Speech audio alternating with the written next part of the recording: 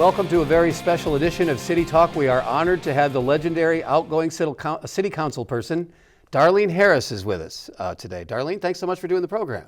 Thank you for having me. Councilwoman, you certainly have a reputation for being feisty, for being a person of the people, a populist. Is that your main legacy, would you say, as you reflect upon leaving the office? Well, I've been involved 45 years, and I've never taken anything for any votes, so I'm really proud of that. Good for you. Immune to bribery. That's awesome. It's not always like that. And how, I know you were on the school board first. Tell Yes. us a little bit about that. Oh, I was on the school board, and I was president of the school board, and one of the biggest things we worked on was trying to get the neighborhood schools. And that didn't really come about. So, as you can see, how many schools have been closed down. Yeah, that's a really tough call because everybody would Yes. rather have neighborhood schools, but the dimenishing population, I don't have to tell you, Right. you lived it. Yes, and I still love the Pittsburgh public schools, but I think every 10 years things change, and if we start getting populated with children, I hope they just don't sell any more school buildings. So when were you first elected to council? 13 years ago. And was that an exciting campaign? Yes, it was exciting. It was exciting to come on the council. I was asked by a lot of the community to run for it at that time. That's when Luke Ravenstall became mayor of the city, and there was an open seat. So I had to run twice in the same year. So it was a little bit different. Were you feisty from the beginning in terms of doing a lot of questioning regarding people and their budgets, where the money's going, why is it going there? Well, Or did it take you a few years to sort of settle in and then you became more aggressive? no, I started out 45 years ago as a community activist. So even though you were new on council 13 years ago, you were ready I to knew rock. everyone, and Yeah. I worked with 7 mayors, and it was very easy over those years. I would call and get a meeting that same week with the mayor. Do you have a favorite mayor? And you don't have to answer that, by the way. A few favorite mayors. Okay. Yeah. Love Sophie. Love the Caligieri. I just could go on. Was there some things here or there that I sort of, was against with other mayors? Yeah. You can't always have everything, the same as what you would do. Do you have something that you feel is the strongest part of your legacy? Like, what will people remember Darlene Harris's time on council for? And I know I'm not burying you. You're going to be around for a good long time. I think one of the hardest pieces, and Bill Peduto was on city council at that time, was the pension. And Luke was the mayor at that time, and we had a group called LAZ. I still have a little card in my purse. LAZ? Yes. Okay. That was coming in from, I think it was Chicago. And they wanted to buy up all of our, all the garages. All the there parking was a couple, garages, right. Yes, that belonged to the city. And not to the parking authority, but they wanted to take over all of those.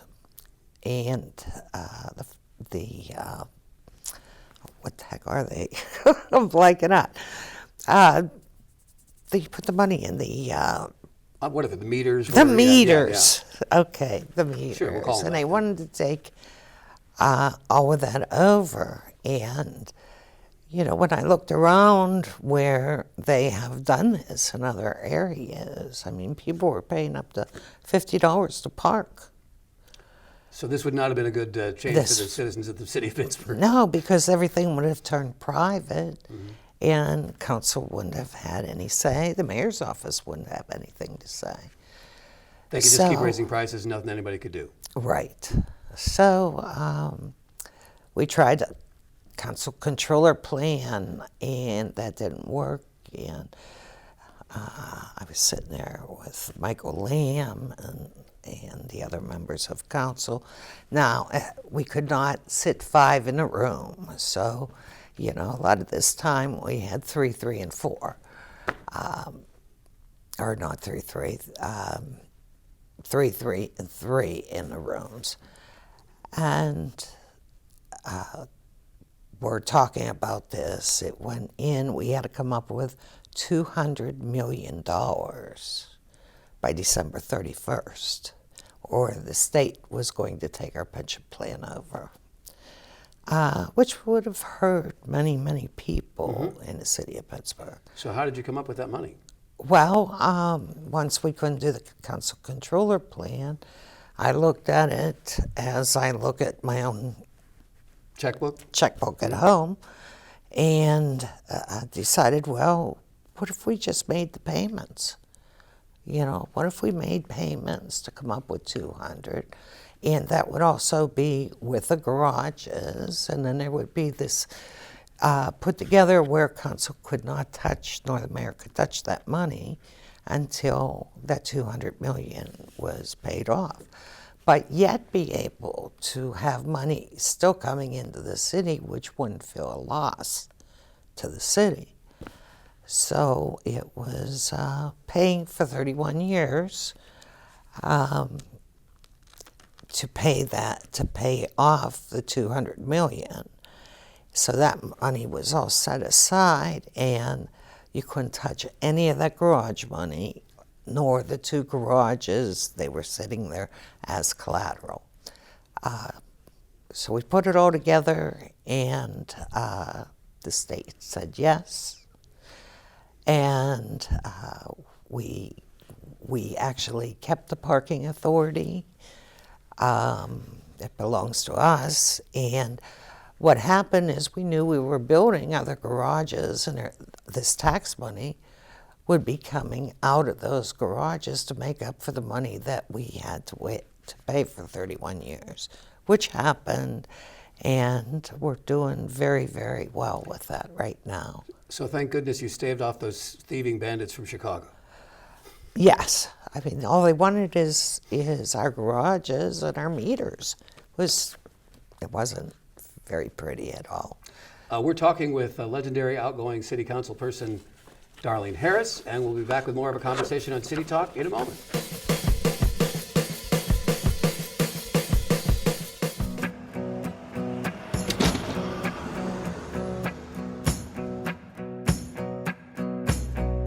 I'm Pittsburgh's 311 manager, Wendy Urbanik. We are happy to help with any City of Pittsburgh non-emergency questions or concerns. Requests can be sent anonymously if you do not require a response. Please keep in mind that the more detailed information you can provide, the better we will be able to assist. All service requests sent with a valid email address will be sent an email response providing your ticket number for tracking purposes. Should a service request be generated by your submission, one of our 311 representatives will provide a service request ID number. All weekday calls from 8 a.m. to 6 p.m. are answered by a live operator. Inside the city, call 311. Outside the city, call 412-255-2621. Get the memeber app for Android and iOS. It is Pittsburgh's 24/7 resource to notify us about non-emergency issues. You can also submit requests by tweeting us at PGH311. Thank you.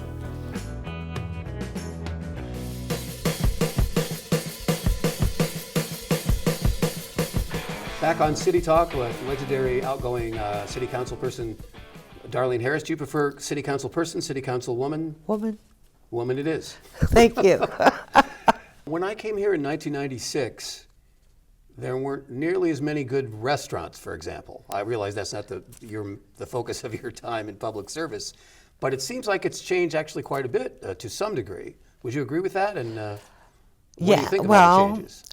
Those changes came over the years, but Right. what I don't like is somebody to say, oh, well, you can go to the mall. That bothers me because there is so much downtown, and I'm sure all the businesses downtown didn't appreciate that. So, no, I don't think people should go to the mall. I think there's a whole lot to go to here in the city. I've forgotten, did you have a position when they were deciding whether or not to build PNC Park and Heinz Field and all that? Or were you not in a position that you needed to weigh in one way or the other? Well, I was in it as far as being an activist. Right. And I think everything ended up going well. I would agree. And tell us about the changes you've seen in your own neighborhood on the north side that you've represented for a good number of years. Having security cameras. I had money that I would give to each one of my neighborhoods to put security cameras up in all of the neighborhoods. Actually, in one of my neighborhoods, Brightwood, we had the cameras up at the corner of Shadeland and Woodland. People will remember this, and there was a firefighter that was murdered there. Wow.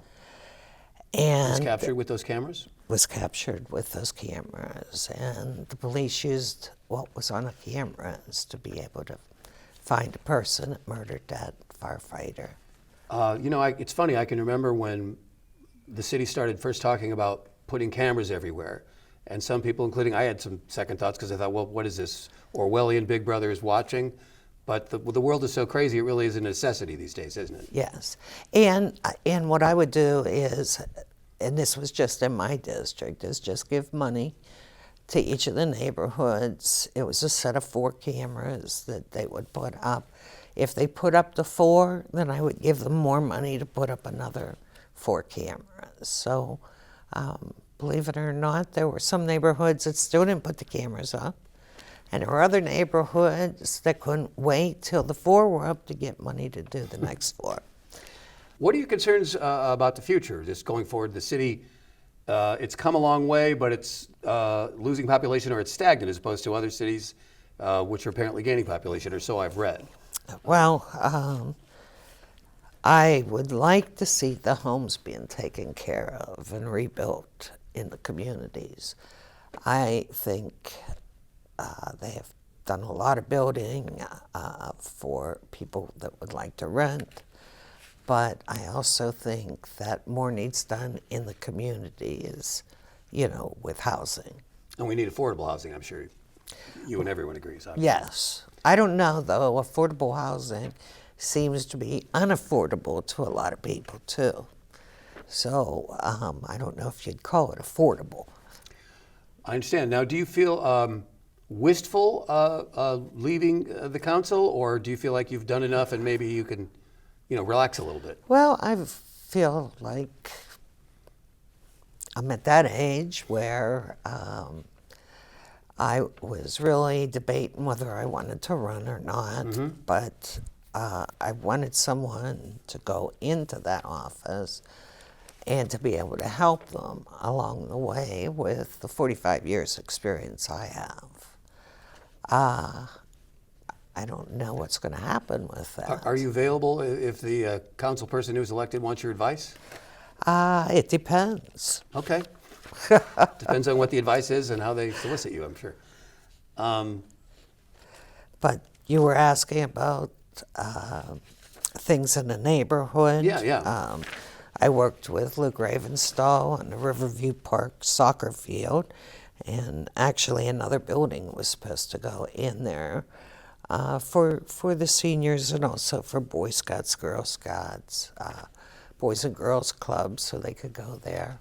And I know you've been a big supporter of the senior centers as well. Yes. The healthy, active living centers. Right. That's And a they're great down asset. to 1 right now, Yeah. and that's why I think they should Down to keep- 1 on the north side, and we used to have 2. Yes. Yeah. Well, we used to have more than Oh, that. no kidding. Right. And the building up on Troy Hill, for example, is one of those buildings. They would like to knock it down, but I think they should keep it. It's a historic building, and that's where the senior center used to be, and open up another senior center, which a lot of people would go to from not only Troy Hill, but Spring Garden and Spring Hill. So what do you know? What's the first thing you're going to do? What will you do that you didn't have time to do once you're out of office? I have 5 grandchildren, 6 to 9, and I look forward to being with them a lot more. And, with my children, my one daughter, she wants me, she already found 2 places for me to live out where they live. In Where's that? if South you don't mind me? Fayette. Oh, okay, South Fayette. Cool. Yes. But her children, 3 of them, go to Pittsburgh Public Schools because they're both teachers. And, both my daughters and my son-in-law are teachers. So 3 of them are in the Pittsburgh Public Schools, and 2 of them go to South Fayette. And when I sit down, I don't see a difference with anything, any questions I ask them. So they're all getting a very good education. Well, congratulations on your long and distinguished career in public service. Before we wrap up the interview, is there anything you'd like to say to the viewers of the City Channel? Well, I did want to state that I am an animal lover. Doesn't matter what type of animal. I had raccoons as pets and groundhogs as pets, and I have 14 still do? deer. No, Okay. they passed, but they had a great life. Okay. Yeah, I used to walk wild rabbits on a little leash, and but because of my love for animals, I wanted to see a free spay neuter program. I went out and looked in other states, and no one anywhere had a free spay and neuter program. But what I thought is, we will save on the money that we're spending going out and picking up the dogs and the cats off the street, because it was costing at that time, I think, $299 for one animal. Wow. So if you get a cat with 6 Yeah. kittens, the city was paying some money. Right. And if you look now, that number for dogs and cats came down. So actually, we have saved money by having a free spay and neuter program. Oh, I'm sure you have. That's a great public service. That was one of the biggest things. And retirement for our canines, For the police canines. for the police canines. They can go to the doctors for the rest of their life, which, for what they do, they don't have that many years left, and they get some money for the food because our canine officers bring on another canine, and a lot of them keep the canine that they have, and that canine has a wonderful life with the owner. Well, sounds like you might be continuing your activism with regard to animals in the future. Well, yeah, and I was trying to look to see some of the other things. Revamped. I revamped the animal control, gave it a new name as Animal Care and Control. It used to be in the garbage, literally under garbage in the city, and now it's under public safety because even, a paramedic that might not be able to get in a house, or the firefighters need them, or the police need them. Now they're under public safety where they should have been. So we do have that. And what was the other one with the animals? I'm trying to think. Not thinking of adopting any pet alligators, are you? No, but that's a piece of legislation that I'm coming out with very soon. Oh, before you go, okay. Yes, matter of fact, I don't know if they put it on for this Tuesday. When will it prevent alligators from being pets, or? Well, it will make sure that the owners, are taking care of them, and that the city knows they have them, and where they actually are in a house in case, fire, police. That also goes for poisonous snakes. You would be surprised what people have out there. But some of these can harm or even kill. police officer, fire. So that piece of legislation is coming up. And I was going to make it for wild animals too, but I thought, no, that would be a separate piece. Okay. Because I have a lot in this first piece. Yes, you do. Well, that'll be that'll be a big part of your legacy, I'm sure. Councilwoman Harris, thank you so much You're for agreeing to welcome. do the program. Okay. The legendary Councilwoman Darlene Harris on City Talk. That's all for this time. We'll see you next time.